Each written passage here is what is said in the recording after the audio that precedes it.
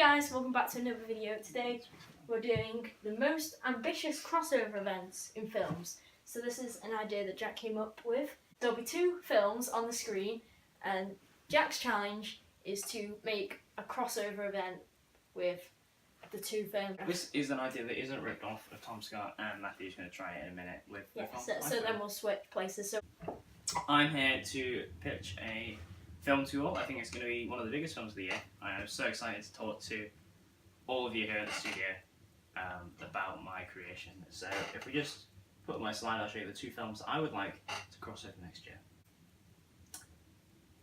The Emoji Movie, of course, it was a much-loved film last year, and I think it would go really well in a sequel crossover event with Snow White. I feel like there is so much compatibility there.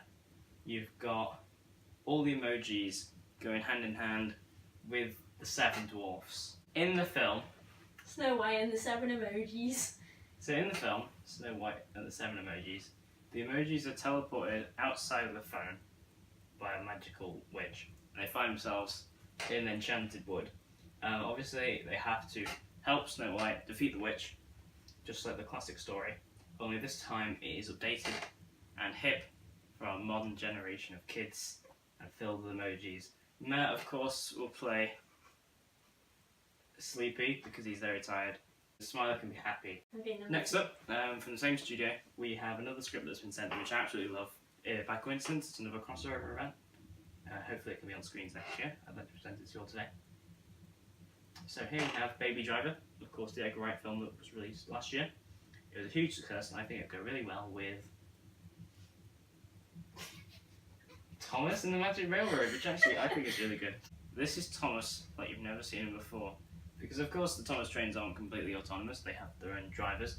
So in this film, the Thomas trains are taken over by crazy stunt drivers, and half of the Thomas trains die. This isn't a film for kids, it's a film for adults, as Baby Driver suggests. The trains are not the main characters, the people are. They take over the trains and they drive around. And the Magic Railroad is of course the same as it is in Thomas and the Magic Railroad. Only it's Thomas doing backflips, and there's gun violence and explosions, and at least 7 train crashes in which at least 7 people die. I think that's about it for Baby Driver and the Magic Railroad. Thank you. Okay, so next up we've got another script that I really enjoyed. It was Deadpool and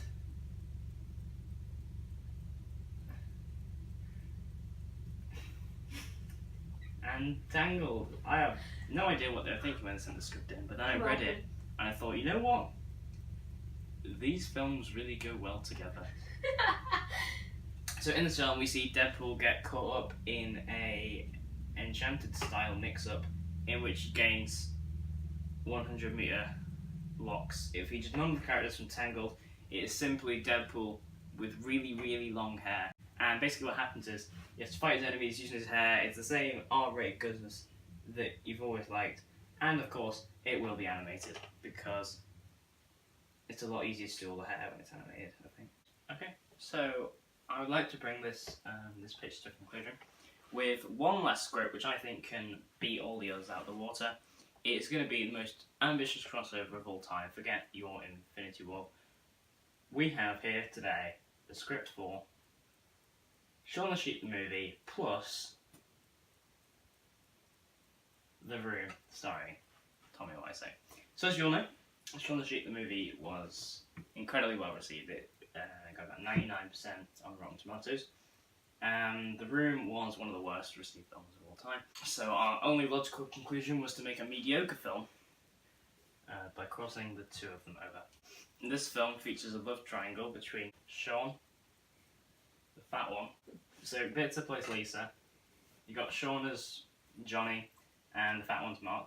And then you've got Timmy playing Denny, who's the small one who just gets bullied. And that guy is the drug dealer. And the farmer plays the mum with cancer.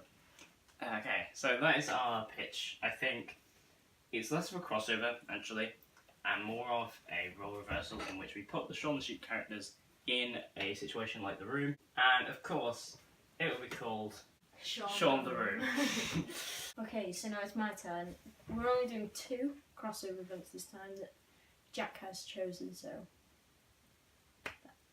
let's get on. So, the first film that was actually a fan submission that we should merge these 2 films here at Warner Bros. And this is the first film that they inputted. No, I've not done it first, so just go up at the same time. Okay. And 1, and 2, and 1, 2, 3, 4. Jurassic Park and Justice League. Okay, so Jurassic Park was made in 1993. Yes. Well, it was released in 1993.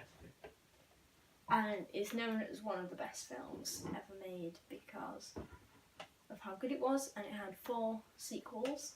But then we come over here to Justice League. I personally have not seen this film, but I know it's not good. In the Jurassic League film, we encounter superheroes replacing dinosaurs in the park. So it's like a zoo, but for superheroes. As you can see, we've got Superman, Wonder Woman, Batman, Flash, and then them people. Aquaman and Robocop. Robocop, really? I don't know. You feel like Cyborg or something? That's called Robocop. So Jurassic League will be coming out in 2019 and follows the story of the superheroes being captured and sent into the zoo, where people will pay to come and watch them sit there in the cages and do absolutely nothing apart from use their powers. So that is the first film that we here at Warner Bros. Have decided that we are going to make. Okay, so Don't worry, it gets weirder. now we're on for the less easy one. Even with that one, I didn't do well, but now we're on to the next one that Jack has made. If you mess up this one, let's have a look at the next There one. we go.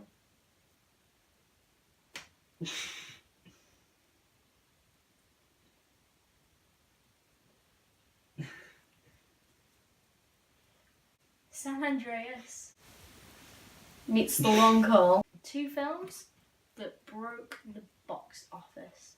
2 films that won all the Oscars. These films are like at least in my top 50 films. They're just so expertly done. They're amazing. They've got great actors. This film is all about Greg as he becomes a rescue pilot with his pet pig, which doesn't actually have a name.